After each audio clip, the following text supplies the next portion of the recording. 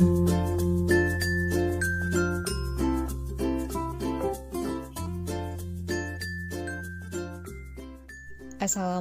warahmatullahi wabarakatuh. Halo teman-teman semua, perkenalkan nama aku Janatul Nurdiah dari Prodi Kehutanan Universitas Syahkuala. Pada kesempatan kali ini kita akan membahas tentang gelombang elektromagnetik. Jangan lupa like, comment, and subscribe ya.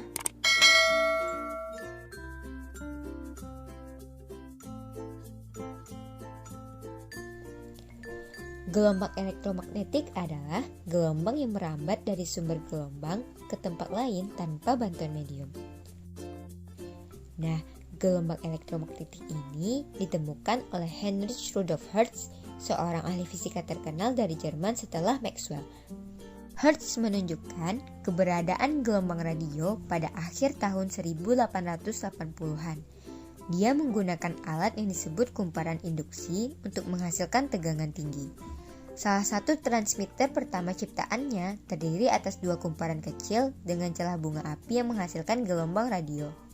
Nah, untuk mendeteksi gelombang tersebut, Hertz menggunakan receiver yang terdiri atas dua batang dengan celah bunga api sebagai antena penerima. Hertz menunjukkan bahwa sinyal-sinyal tersebut bersifat gelombang elektromagnetik. Ada 4 karakter gelombang yang bisa diukur. Yang pertama, kecepatan gelombang. Kedua, amplitudo, yaitu simpangan terbesar dari titik setimbang. Tiga, ada frekuensi, yaitu banyaknya getaran yang dilakukan tiap satu satuan waktu. Dan yang terakhir, ada panjang gelombang. Sifat gelombang elektromagnetik yang pertama memiliki kecepatan konstan di ruang hampa sebesar 3 kali 10 pangkat 8 meter per second. Yang kedua, tidak dipengaruhi oleh medan listrik maupun medan magnet karena tidak bermuatan listrik. Yang ketiga, termasuk gelombang transversal. Gelombang transversal adalah gelombang yang arah rambatnya tegak lurus dengan arah getarannya. Dan yang terakhir, energinya bergantung pada besarnya frekuensi.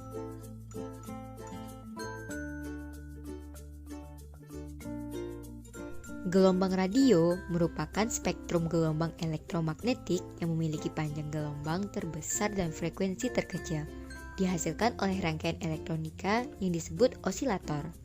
Gelombang ini digunakan sebagai gelombang pembawa audio, yang kita kenal dengan radio.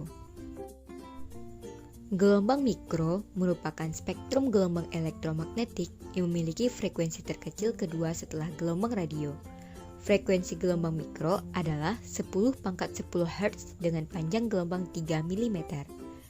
Gelombang mikro bermanfaat untuk yang pertama, pemanas makanan atau microwave. Yang kedua, untuk komunikasi pada teknologi radar. Yang ketiga, menganalisis struktur atomik dan molekul. Yang keempat, memandu pendaratan pesawat. Dan yang kelima, mendeteksi keberadaan suatu objek. Frekuensi sinar inframerah berada di rentang 10 pangkat 11 Hz sampai 10 pangkat 14 Hz. Artinya, panjang gelombang sinar inframerah lebih kecil daripada gelombang radio dan gelombang mikro. Sinar inframerah digunakan untuk terapi fisik seperti menyembuhkan penyakit cacar dan encok. Digunakan untuk fotografi pemetaan sumber daya alam, digunakan pada remote control, dan mengeringkan cat kendaraan dengan cepat pada industri otomotif. Warna-warna merah, jingga, kuning, hijau, biru, nila, dan ungu merupakan bentuk spektrum cahaya tampak. Cahaya tampak memiliki frekuensi sekitar 10 pangkat 15 Hz dengan panjang gelombang 400-800 nanometer. Panjang gelombang terpendek dari cahaya tampak dimiliki oleh cahaya ungu. Artinya, cahaya ungu memiliki frekuensi dan energi terbesar dibandingkan warna lainnya. Sementara itu, panjang gelombang terpanjang dimiliki oleh cahaya merah. Aplikasi cahaya tampak bisa kamu lihat pada laser. Cahaya tampak digunakan pada bidang telekomunikasi untuk menyalurkan suara, gambar, atau sinyal melalui serat optik. Selain itu, juga digunakan pada bidang kedokteran sebagai alat untuk mendiagnosis penyakit. Dan yang terakhir, juga digunakan di bidang industri untuk mengelas dan memotong lempengan baja. Sinar ultraviolet atau biasa disingkat sinar UV merupakan spektrum gelombang elektromagnetik yang memiliki frekuensi 10 pangkat 15 Hz sampai 10 pangkat 16 Hz. Panjang gelombang sinar UV adalah 10-100 nanometer. Sinar UV dihasilkan oleh radiasi sinar matahari. Sinar UV digunakan dalam proses fotosintesis atau asimilasi pada tumbuhan, pembentukan vitamin D, membunuh kuman penyakit, mensterilkan ruangan, dan memeriksa keaslian tanda tangan di dunia perbankan. Frekuensi sinar X berada di kisaran 10⁻16 Hz sampai 10⁻20 Hz. Sinar ini ditemukan oleh Wilhelm Röntgen. Itulah mengapa sinar X juga biasa disebut dengan sinar Röntgen. Sinar X dihasilkan oleh aktivitas elektron berkecepatan tinggi yang menumbuk logam. Tumbukan antara elektron dan logam ini disertai dengan pelepasan energi dalam bentuk radiasi sinar X. Oleh karena energinya sangat besar, tak heran jika sinar X mampu menembus logam dan tulang manusia. Biasanya, sinar X digunakan untuk memotret organ-organ dalam tubuh seperti tulang, jantung, dan paru-paru. Juga digunakan untuk menganalisis struktur bahan atau kristal, mendeteksi keretakan atau cacat pada logam, dan memeriksa barang-barang di bandara.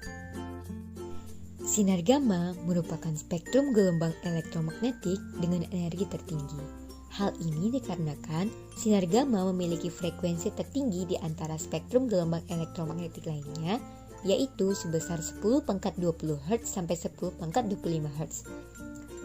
Mengingat energi sinar gamma sangat besar, tak heran jika sinar ini mampu menembus logam beberapa sentimeter. Sinar gamma dihasilkan oleh aktivitas radioaktif atau atom-atom yang tidak stabil di reaksi inti.